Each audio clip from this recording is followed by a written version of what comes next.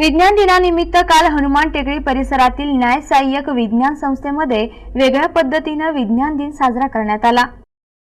राष्ट्रीय विज्ञान दिवसाचे औचित्य साधून शासकीय न्याय सहाय्यक विज्ञान संस्था यांनी एक नाविन्यपूर्ण संकल्पना साकारली।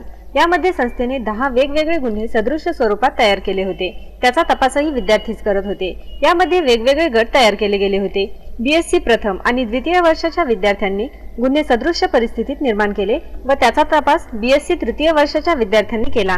यासाठी संस्थेचे संचालक एस.जी. गुप्ता, समन्वयक प्राध्यापक एन.एम. फटांगरे, प्राध्यापक बारुंडे, प्राध्यापक एन.के. राघव, प्राध्यापक एन.व्ही. देशमुख, किरण पाटील, प्राध्यापिका मनीषा गुजर, बी.डब्ल्यू. मेश्राम यांच्यासह विद्यार्थी आणि शिक्षकेतर कर्मचाऱ्यांनी परिश्रम घेतले। हा थीम घेताना ही फॉरेन्सिक इन्स्टिट्यूट असल्यामुळे, न्यायसहाय्यक विज्ञान संस्था असल्यामुळे या विद्यार्थ्यांना भविष्यात जे काम करावं लागणार आहे, इन्व्हेस्टिगेशनचं, तपासाचं, चौकशीचं, त्याचं एक थोडंसं त्यांना ट्रेनिंग मिळावं या दृष्टीने हा विज्ञान दिनासाठी थीम निवडलेला आहे। यात 2 गोष्टी येतात।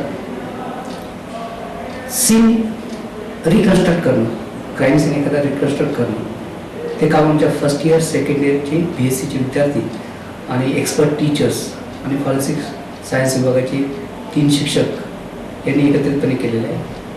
त्यांनी सत्र सादर केल्यानंतर त्यांना मार्क दिले जाणार आणि त्याच्यावर फर्स्ट सेकंड थर्ड असा नंबर काढला जाणार। हा एक प्रोजेक्टचा भाग म्हणून त्यांना थोडंसं प्रोजेक्टचा भाग म्हणून एक प्रॅक्टिस भविष्यात करायच्या कामाची एक प्रॅक्टिस त्यांना मिळावी या दृष्टीने हा छोटासा उपक्रम संस्थेने ऑर्गनाईज केला।